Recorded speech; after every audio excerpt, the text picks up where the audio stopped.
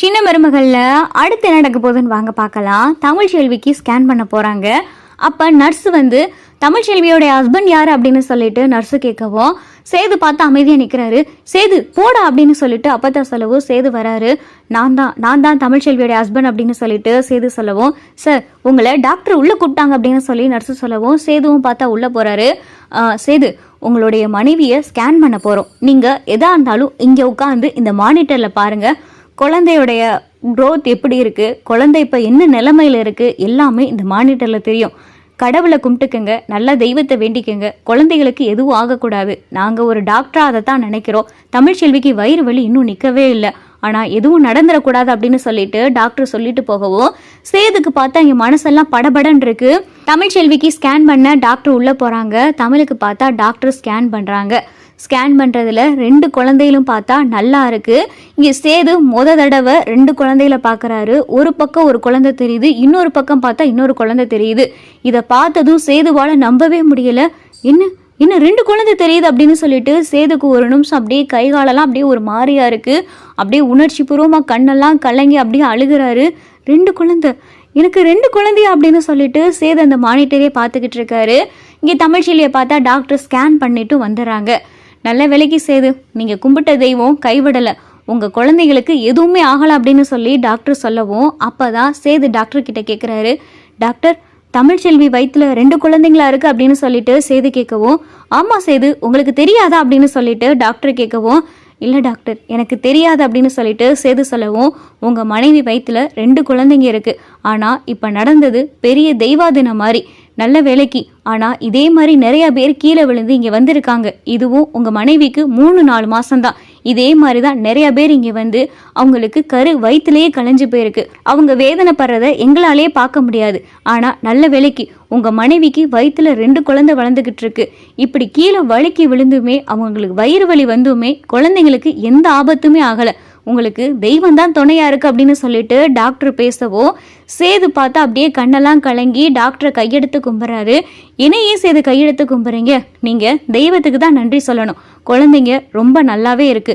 தமிழ் செல்வி மயக்கத்தில் இருக்காங்க. அதே மாதிரி சேது உங்ககிட்ட முக்கியமான விஷயம் சொல்லணும். இனிமேல் தமிழ் செல்வி எந்த வேலையும் பார்க்கக்கூடாது, எந்த வெயிட்டான பொருளையும் தூக்கக்கூடாது. தமிழ் செல்வி முடிஞ்ச வரைய ஓய்வில் தான் இருக்கணும். பிரயாணங்கள்லாம் முற்றிலுமாவே தவிர்த்தணும் அப்படின்னு சொல்லிட்டு டாக்டர் சொல்லவும், சரிங்க டாக்டர் அப்படின்னு சொல்லி சேது கேட்டுக்கிட்டு இருக்காரு. இதுதான் தமிழ் செல்விக்கு கடைசி வாய்ப்புன்ற மாதிரி. இதையும் மீறி மறுபடியும் தமிழ் செல்விக்கு இதே மாதிரி நடந்துச்சுன்னா குழந்தைகளை கண்டிப்பாக காப்பாற்ற முடியாது. இதுவே குழந்தைகளை காப்பாற்றுறது ரொம்ப கஷ்டமான கண்டிஷன் தான். இதுலேயே குழந்தையை நாங்கள் காப்பாற்றிருக்கோம். முடிஞ்ச அளவுக்கு தமிழ் செல்வியை ரொம்ப ஓய்வுலே இருக்க வைங்க. தமிழ் செல்வியை எந்த வேலையும் செய்ய சொல்லாதீங்க. குழந்தை பிறக்கத்தட்டிக்கும் தமிழ் செல்வி ஓய்வில் தான் இருக்கணும். ஒரு குழந்தைனா கூட பரவாயில்லைன்னு சொல்லலாம். ஆனால் இவங்களுக்கு 2 குழந்தை. இப்போ கீழே வேற விழுந்ததுல கர்ப்பப்பை வேற கொஞ்சம் கீழே இறங்கியிருக்க மாதிரி இருக்கு. அதனால தமிழ் செல்வியை நீங்கள் தான் நல்லபடியாக பார்த்துக்கிறணும் அப்படின்னு சொல்லி டாக்டர் சொல்லவும், சரிங்க டாக்டர் அப்படின்னு சொல்லிட்டு சேதுக்கிட்ட பார்த்தா டாக்டர் எல்லா விவரத்தையும் சொல்லிடுறாங்க. தமிழ் செல்வி இங்கே மயக்கத்தில் இருக்காங்க. தமிழ் செல்வி கையை பார்த்தா சேது பிடிக்கிறாரு. தமிழ் கண்ணுல இருந்து பார்த்தா அப்படியே கண்ணீர் வடியவும் சேது பார்த்தா அதை தொடச்சிட்டு, குழந்தைக்கு ஒன்றும் இல்லை பயப்படாத அப்படின்னு சொல்லி சேது சொல்லவும், உண்மையிலே குழந்தைங்களுக்கு எதுவும் உள்ளல அப்படின்னு சொல்லிட்டு இங்கே தமிழை கேட்கவும், நம்ம 2 பிள்ளைகளுக்குமே எதுவும் ஆகலை அப்படின்னு சொல்லிட்டு சேது சொல்லவும் அப்போதான் தமிழை கேட்குறாங்க, 2 பிள்ளைங்களா அப்படின்னு சொல்லிட்டு தமிழை கேட்கவும், உனக்கு தெரியாதா அப்படின்னு சொல்லி சேது கேட்குறாரு. இல்லைங்க எனக்கு தெரியாது அப்படின்னு சொல்லி தமிழ் சொல்லவும், நமக்கு 2 குழந்தைங்க, 2 குழந்தைகளும் நல்ல பாதுகாப்பாக தான் இருக்குங்க. 2 குழந்தைகளுக்கும் எந்த பிரச்சனைகளைன்னு டாக்டர் சொல்லிட்டாங்க. அதே மாதிரி இனிமேல் நீ எந்த வேலையும் பார்க்கக்கூடாதுன்னு சொல்லியிருக்காங்க.